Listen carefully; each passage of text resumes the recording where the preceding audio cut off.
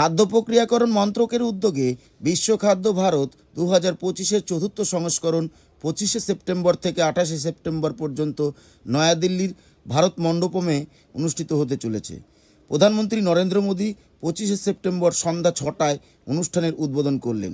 এবারের সম্মেলনে ভারতের খাদ্য প্রক্রিয়াকরণ শিল্পকে আন্তর্জাতিক মঞ্চে তুলে ধরার পাশাপাশি ভারতকে গ্লোবাল ফুড হাব হিসেবে প্রতিষ্ঠা করার লক্ষ্য নিয়েই আয়োজিত হচ্ছে। এবছর 90টির বেশি দেশ এবং 2000-এর বেশি প্রদর্শক এবং বিশ্বের বিভিন্ন প্রান্তের হাজার হাজার শিল্পোদ্যোগী, বিশেষজ্ঞ ও বিনিয়োগকারী এই সম্মেলনে অংশগ্রহণ করেছে। এই বিষয়ে নরেন্দ্র মোদী যা বললেন তা শুনুন। अलग अलग देशों से यहाँ आए सभी मंत्रीगण, अन्य प्रतिनिधि, अतिथिगण, देवी और सज्जनों, वर्ल्ड फूड इंडिया में आप सभी का बहुत बहुत अभिनंदन। आज इस आयोजन में हमारे किसान, एंटरप्रेन्योर्स, इन्वेस्टर्स, कंज्यूमर्स सभी एक ही जगह मौजूद है। वर्ल्ड फूड इंडिया एक नए कांटेक्ट, नए कनेक्ट और क्रिएटिविटी का आयोजन बन गया है। मैं अभी अभी यहां लगी एग्जीबिशन को भी देखकर आया हूं।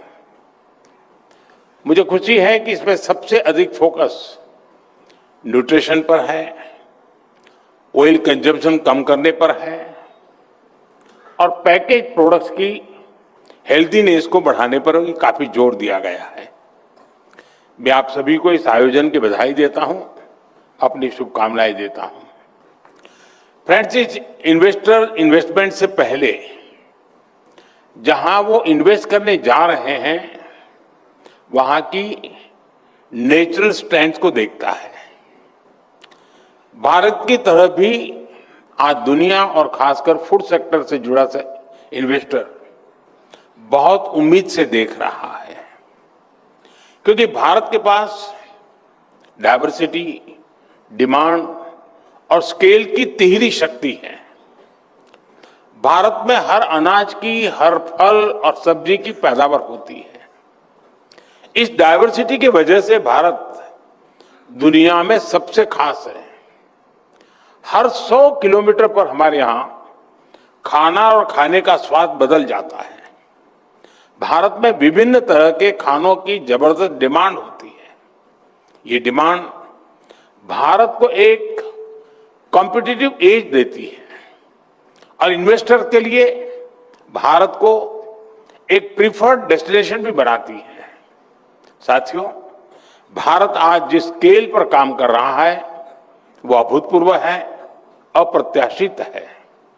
बीते 10 सालों में भारत के 25 करोड़ लोगों ने गरीबी को हराया है।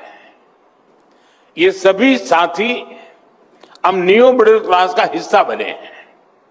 ये न्यू मिडिल क्लास देश की सबसे एनर्जेटिक, सबसे एस्पिरेशनल क्लास है। इतने सारे लोगों के एस्पिरेशंस हमारे फूड ट्रेंड्स को सेट करने वाली है।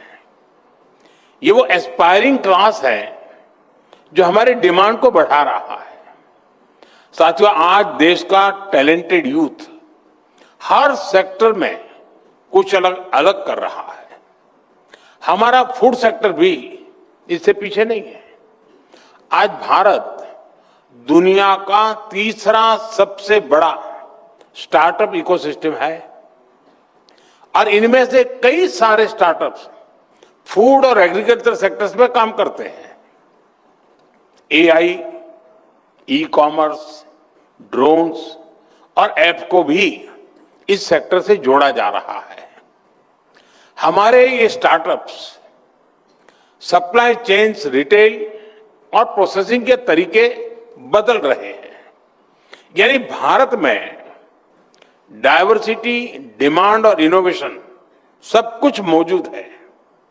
ये सारी चीजें भारत को इन्वेस्टमेंट के लिए सबसे अट्रैक्टिव डेस्टिनेशन बनाते हैं। इसलिए मैं लाल किले से कही अपनी बात फिर दोहराऊंगा, इन्वेस्टमेंट का भारत में विस्तार करने का यही समय है, सही समय है। साथियों, 21वीं सेंचुरी में दुनिया के सामने कितनी सारी चुनौतियां हैं, इससे हम सभी भली भांति परिचित हैं। आप ये भी जानते हैं कि जब जब जो चैलेंजेस दुनिया के सामने आए हैं, भारत ने आगे बढ़कर अपनी सकारात्मक भूमिका निभाई है। ग्लोबल फूड सिक्योरिटी में भी भारत निरंतर कंट्रीब्यूट कर रहा है। हमारे किसानों, हमारे पशुपालकों, हमारे मछुआरों के परिश्रम और सरकार की नीतियों से भारत का सामर्थ्य निरंतर बढ़ रहा है। बीते दशक में हमारे फूड ग्रेन प्रोडक्शन में काफी वृद्धि हुई है।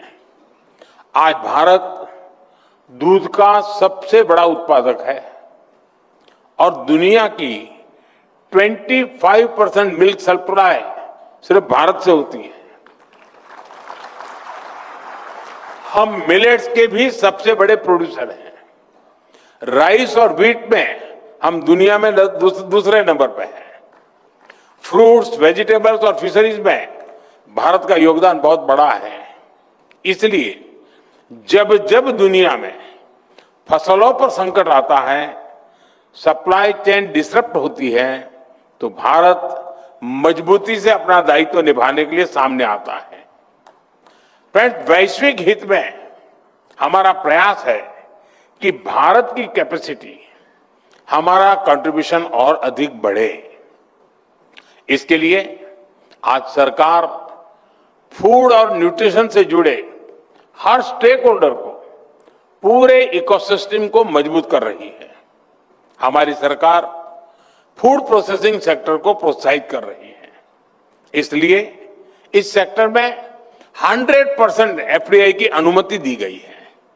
इसके अलावा पीएलआई स्कीम और मेगा फूड पार्क के विस्तार से भी इस सेक्टर को मदद मिली है। भारत आज दुनिया की सबसे बड़ी स्टोरेज इंफ्रास्ट्रक्चर स्कीम भी चला रहा है। सरकार के इन प्रयासों का परिणाम भी दिख रहा है। बीते 10 साल में भारत की प्रोसेसिंग कैपेसिटी में 20 गुना वृद्धि हुई है। हमारे प्रोसेस्ड फूड से जुड़े एक्सपोर्ट भी 2 गुने से ज्यादा हो गए हैं। साथियों, फूड सप्लाई और वैल्यू चेन में हमारे किसानों, पशुपालकों और मछुआरों और छोटी छोटी प्रोसेसिंग यूनिट्स की बहुत बड़ी भूमिका है। बीते 1 दशक में इन सभी स्टेक होल्डर्स को हमारी सरकार ने मजबूत किया है। आप जानते हैं कि भारत में 85% से अधिक स्मॉल या मार्जिनल फार्मर्स हैं। इसलिए हमने ऐसी पॉलिसीज बनाई, ऐसा सपोर्ट सिस्टम डेवलप किया कि आज ये छोटे किसान मार्केट की बड़ी ताकत बन रहे हैं। साथियों, अब जैसे माइक्रो फूड प्रोसेसिंग यूनिट्स हैं, इनको हमारे सेल्फ हेल्प ग्रुप चलाते हैं। इन सेल्फ हेल्प ग्रुप्स में हमारे गांवों के करोड़ों लोग जुड़े हैं। इनको सपोर्ट करने के लिए हमारी सरकार क्रेडिट लिंक सब्सिडी दे रही है। आज भी इन साथियों को करीब 800 करोड़ रुपए की सब्सिडी अभी अभी आपके सामने ट्रांसफर की गई है। साथियों, इसी तरह हमारी सरकार फार्मर प्रोड्यूसर ऑर्गेनाइजेशन यानी एफपीओ का विस्तार कर रही है। 2014 के बाद से देश में 10,000 एफपीओ बन चुके हैं। हमारे लाखों छोटे किसान जुड़े हैं। ये छोटे किसानों को बड़े स्केल पर अपनी उपज को मंडी तक पहुंचाने में मदद करते हैं। और ये एफपीओ यहीं तक सीमित नहीं है, ये फूड प्रोसेसिंग सेक्टर में भी बड़ी भूमिका निभा रहे हैं और ब्रांडेड प्रोडक्ट डेवलप कर रहे हैं। आप हमारे एफपीओ की ताकत देखेंगे तो हैरान रह जाएंगे। आज हमारे एफपीओ के 15,000 से भी ज्यादा प्रोडक्ट्स ऑनलाइन प्लेटफॉर्म पर उपलब्ध है। कश्मीर का बासमती चावल, केसर, अखरोट, हिमाचल के जैम और एप्पल जूस, राजस्थान के मिलेट कुकीज, मध्य प्रदेश के सोया नगेट्स, बिहार के सुपरफूड मखाना, महाराष्ट्र का मूंगफली का तेल और गुड़ और केरला के बनाना चिप्स और नारियल का तेल, यानी कश्मीर से लेकर कन्याकुमारी तक भारत की एग्रीकल्चर डायवर्सिटी को हमारे एफपीओ घर घर पहुंचा रहे हैं। और आपको जानकर अच्छा लगेगा कि 1100 से अधिक एफपीओस करोड़पति बन गए, यानी उनका एनुअल टर्नओवर 1 करोड़ से अधिक का हो चुका है। एफपीओस आज किसानों की आय बढ़ाने और नौजवानों को रोजगार देने में बड़ा रोल निभा रहे हैं। साथियों, एफपीओस के अलावा भारत में कोऑपरेटिव्स की भी बहुत बड़ी ताकत है और ये साल तो इंटरनेशनल ईयर ऑफ कोऑपरेटिव्स का है। भारत में भी कोऑपरेटिव्स हमारे डेयरी सेक्टर को, हमारी रूरल इकोनॉमी को एक नई शक्ति दे रहे हैं। कोऑपरेटिव्स के इसी महत्व को समझते हुए हमने इसके लिए एक अलग से मिनिस्ट्री बनाई है ताकि हमारी पॉलिसीज को इन कोऑपरेटिव की जरूरत के हिसाब से ढाला जा सके। इस सेक्टर के लिए टैक्स और ट्रांसपेरेंसी रिफॉर्म्स भी किए गए हैं। पॉलिसी लेवल पर हुए इस बदलाव के कारण कोऑपरेटिव सेक्टर को नई मजबूती मिली है। साथियों, मरीन और फिशरीज में भी भारत की ग्रोथ शानदार है। बीते दशक में फिशरीज सेक्टर से जुड़े इंफ्रास्ट्रक्चर का हमने विस्तार किया। हमने मछुआरों को फंडिंग सपोर्ट दी, डीप सी फिशिंग बोट के लिए मदद दी। इससे हमारा मरीन प्रोडक्शन और एक्सपोर्ट दोनों बढ़े हैं। आज ये सेक्टर करीब 3 करोड़ लोगों को रोजगार दे रहा है। हमारा प्रयास मरीन प्रोडक्ट्स की प्रोसेसिंग में भी विस्तार करने का है। इसके लिए modern processing plants, cold chain और स्मार्ट हार्बर के जैसे फैसिलिटीज पर निवेश किया जा रहा है। साथियों, फसलों को सुरक्षित रखने के लिए भी हम मॉडर्न टेक्नोलॉजी पर इन्वेस्ट कर रहे हैं। किसानों को फूड इरेडिकेशन की तकनीक से जोड़ा जा रहा है। इससे हमारे एग्रीकल्चर प्रोडक्ट्स की सेल्फ लाइफ बढ़ी है और फूड सिक्योरिटी मजबूत हुई है। इस काम से जुड़ी यूनिट्स को सरकार हर तरह से मदद दे रही है। साथियों, आज का भारत इनोवेशन और रिफॉर्म्स के नए पथ पर अग्रसर है। आजकल हमारे यहां नेक्स्ट जनरेशन जीएसटी रिफॉर्म्स की बहुत चर्चा है। किसानों के लिए ये रिफॉर्म कम लागत और ज्यादा लाभ का भरोसा लेकर आए हैं। बटर और घी पर अब सिर्फ 5% जीएसटी से उन्हें बहुत फायदा होगा। मिल्क कैंस पर भी सिर्फ 5% ही टैक्स है। इससे किसानों और प्रोड्यूसर्स को और बेहतर दाम मिलेंगे। इससे गरीब और मिडिल क्लास को कम कीमत में ज्यादा न्यूट्रिशन मिलना सुनिश्चित हुआ है। फूड प्रोसेसिंग सेक्टर को भी इन रिफॉर्म से बड़ा लाभ मिलना तय हुआ है।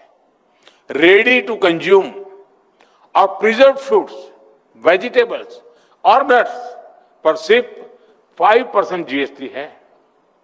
आज 90% से अधिक प्रोसेस्ड फूड प्रोडक्ट 0% या 5% स्लैब में है।